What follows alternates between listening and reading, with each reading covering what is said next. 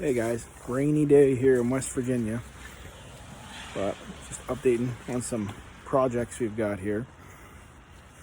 Behind me you'll see a 99 F450 I picked up. I picked up this whole truck pretty cheap from a construction company that had already started to part it out to service their fleet, but they're going to all of the new aluminum trucks. This thing was a 7.3 powerstroke, and as you can see it's cut off right at the rails because I needed to fit it on my trailer. I wish I could have brought the whole frame home, but they already had the Dana 80 pulled off of it. There's no springs or anything. So with this short trailer I got, there was no way to get it home. I told them just to go ahead and torch it for me so I could get it here. I mostly got this truck for the axles and the tires, which I'll show you here how I plan on doing those. I'm really hoping the rear axle will fit under the frame, but we'll see how that goes. The front of the F450s from 99 to 04 used an 8x170 axle, and these are 19.5-inch wheels and tires with 8x225 millimeter lug nut bolt pattern. Compare and contrast that with the, so this is 8x225, you can see the size of that, and this is 8x170, which would be your F250, F350, and excursion bolt pattern during those years. So you can kind of see, using my hand as a scale, just oops, cord noise there, just how much bigger that thing is. So they used the Dana 80 rear right here, and I believe these chassis cabs would have a 33-inch frame rail spacing, and the F06 F350 frame that's underneath this has a 37.5-inch frame rail spacing. And if you look at where those spring pads are on this axle, I don't think that 4-inch difference, which is 2 inches per side, I think that should still leave us room to run these 19.5s even on this 37.5-inch frame. I'll just have to grind or torch these weld beads right here and either reuse those axle pads or purchase new ones, probably from Rough Stuff or someplace like that, and slide them out a little bit. We'll have to see if that'll fit. I'm not sure. I hope it will, since I bought this thing.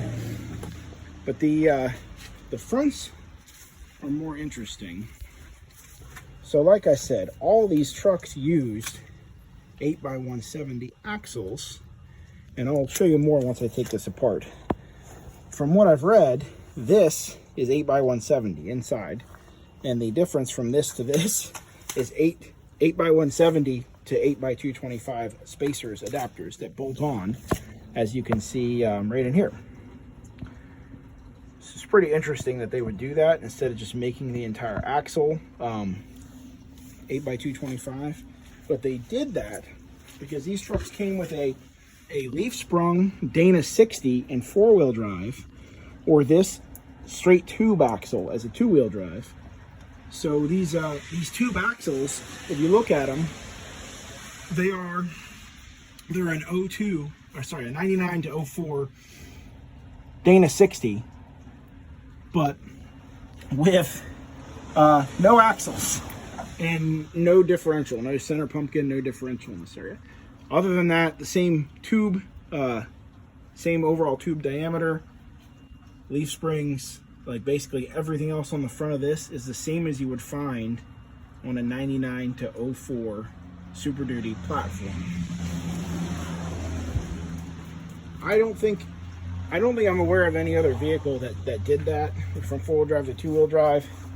So this is my Excursion, which is a 04. So it uses a 99 to 04 Super Duty front axle. This particular axle is from a 2004 F350 single rear wheel. But as you can see, the shock mounts, the outers, the knuckles, the brakes are all pretty much, not pretty much, they are identical. They're the same.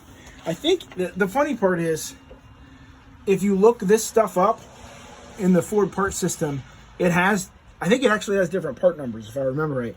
But if you unbolt it all, it actually swaps back and forth between the 4-wheel drive and the 2-wheel drive. So I'm not sure. There may be some parts that are different and inconsequential ways. But anyway, this axle here, this two-wheel drive axle, I'm not planning on using it. I would like for the crew cab to be kept four-wheel drive, but since I already have the 2006 coil spring front end on there, I should be able to keep that and bolt on those 8x170 to two 8x225 spacers and keep this this entire setup. Now this truck has a decent set of Firestone steers. They're not fantastic, but the rear tires that came on it, it has one double coin, which aren't a great brand. This tire, it can be very old. They've wore through whatever. I think these had a little bit of siping here, but as you can see, it still has a ton of tread. These two over here, this is armor steel, and I think that's a Firestone too. These two are bald. They're no good. This one's down, got some chunks out of it. It's down to the carcass in a couple spots. This one pretty much the same way. This was, apparently they just use these as rollers around the shop. And then tires, I'm missing an entire wheel. So if anybody knows where I can find a 19.5 8x225 wheel, that'd be great. The closest one I've found is $150 and it's a couple hours away.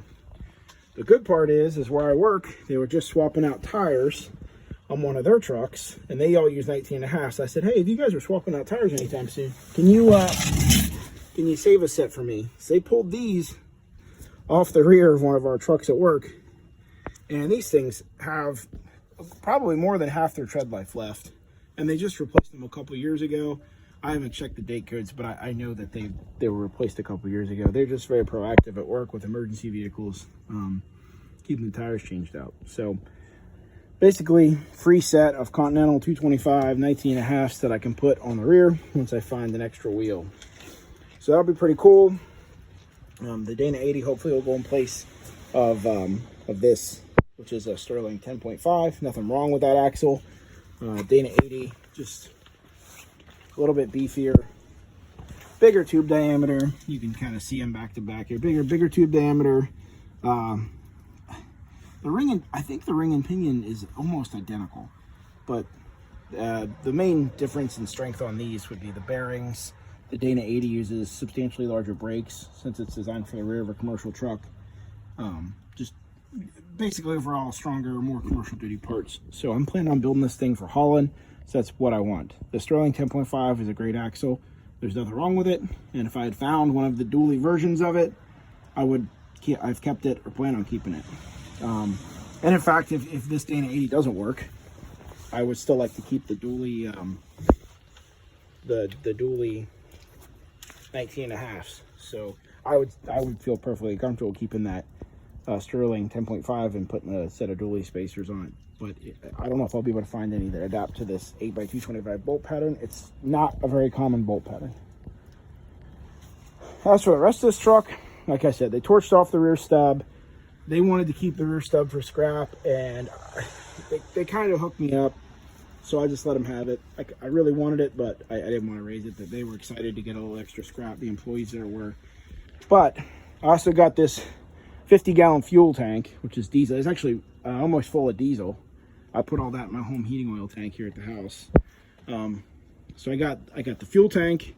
I got that big Cobalt toolbox. I got this giant Redding 10-foot flatbed, which has a drop-down bed and louvers. They put nailed pallets to the front of it for some reason.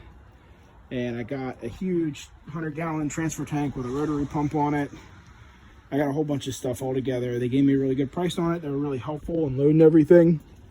So I said, hey, if you guys want to keep that frame stub, you keep it. I actually ended up getting the title to this thing as well, which I wasn't expecting, but it's really too far gone to put back on the road. It's a 99 F450 crew cab. The fenders have dents. The hood has a couple dents. It's missing the grille, the trim panel, turn signals. Driver's door has some dents. It's missing the mirror. It's missing the door latches. The rear door, this rear door, driver's side rear door is good. The back of the cab has several dents in it, including one right here. No rust anywhere on the truck that I've found so far. Driver's door, The window's either down or it's smashed out. I'm not sure which. It has several dents and scratches in it. Passenger fender has dents and scratches. The bumper actually isn't bad, but pretty much, for all intents and purposes, the body's shot. Passenger side rear door is missing completely. The entire interior has been parted out. Front seat's gone. Yeah, so this thing ain't going back on the road no matter what you do, which is fine with me. My only question is the crew cab, the roof on it is not in the best shape. Let me see if I can show you that. So the roof on the crew cab has wavy dents. And in fact, if you push on it too hard, it just pops in. And then, as is super common on these crews, your drip rails are rusted out. These ones have been bondoed and fixed and rebondoed, it looks like. This roof really could be saved, but because it's so wavy, I'm not sure it's worth saving. So if you look at the roof of the F450, it has those rib panels they put on new trucks that add a lot of structural integrity to them. I'm wondering if it's possible to blend that into this existing roof and just replace the whole roof. That would save me from trying to piece together several other roofs. I know some guys have used the van roofs on these trucks, and I have enough regular cabs laying around that I could piece together my drip rails from that, but I'm not sure. We'll see. The entire back wall of this is going to have to be replaced with one of those regular cabs the way it is. There's Charlie. Hey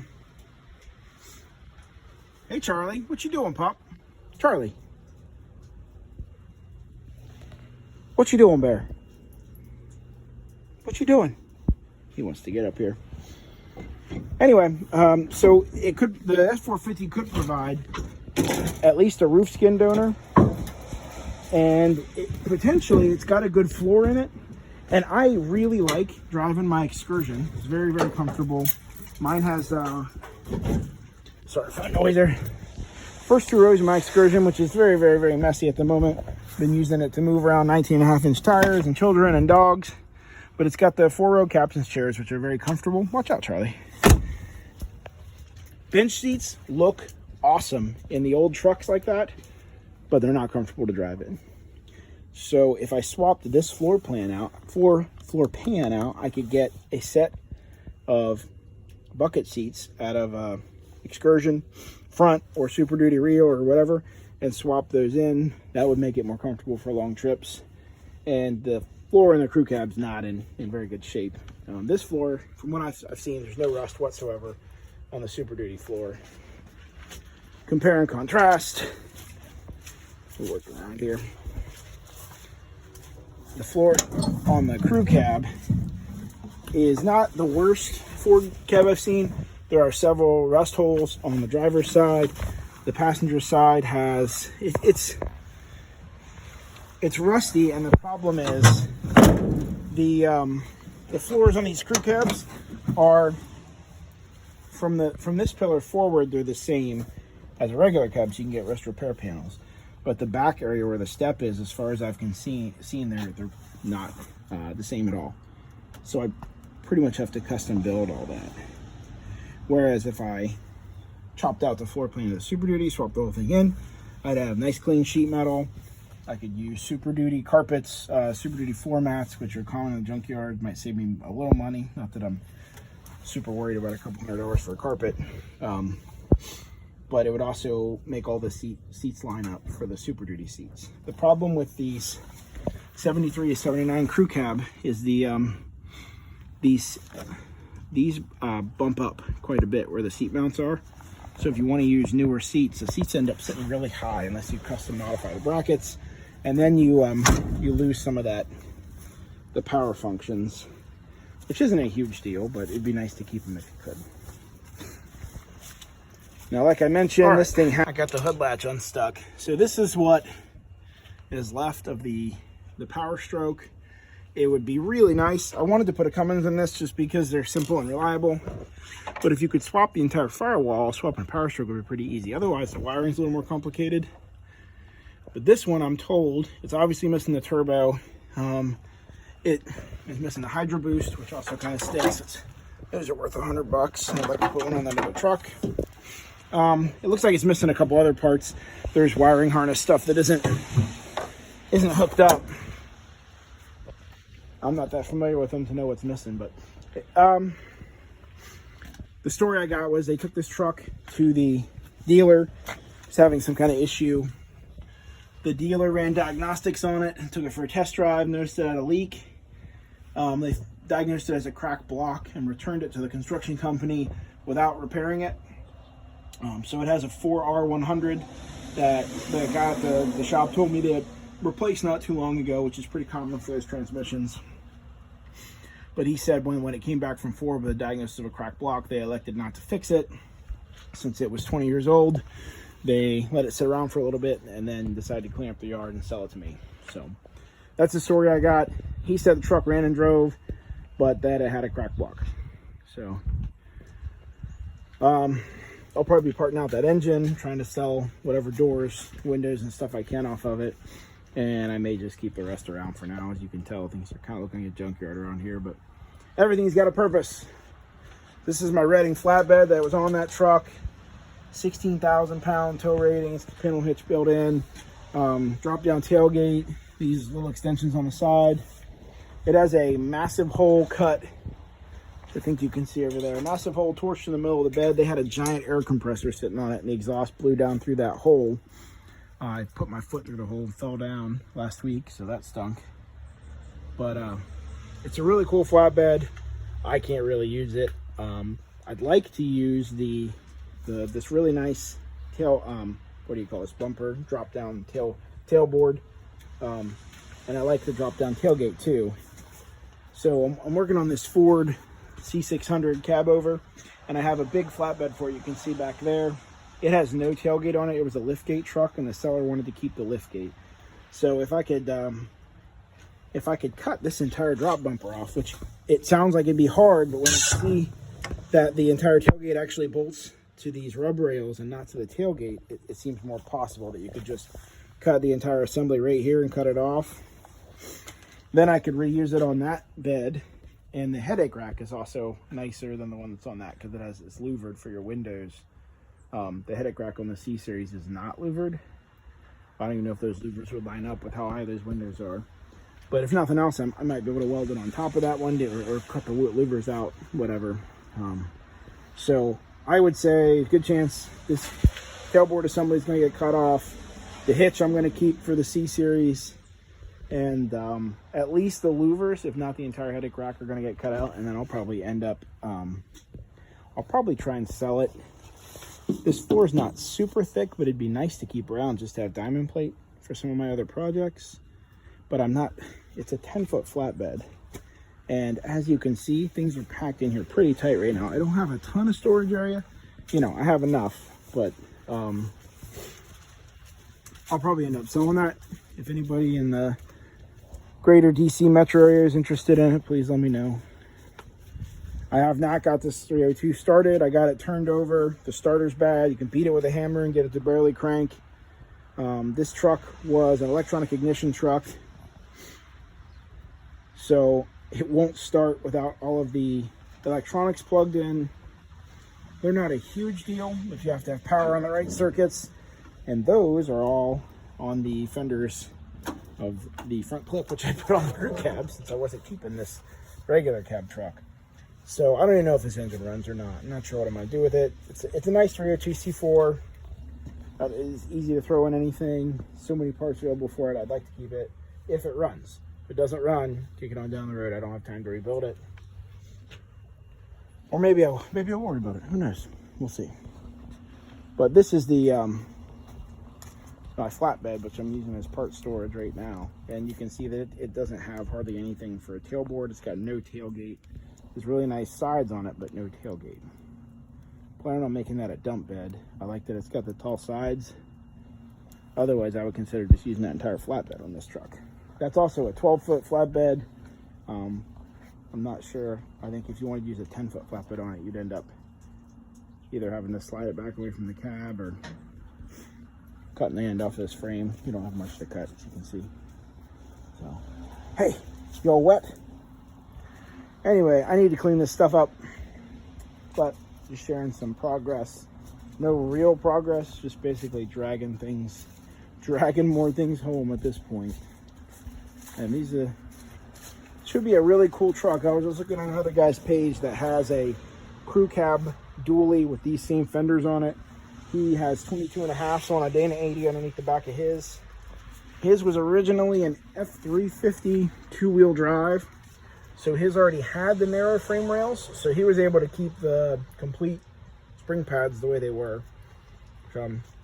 That was the first time that I had that pang in my chest, like, oh, I should have kept this frame whole, because then I could build the whole thing on it.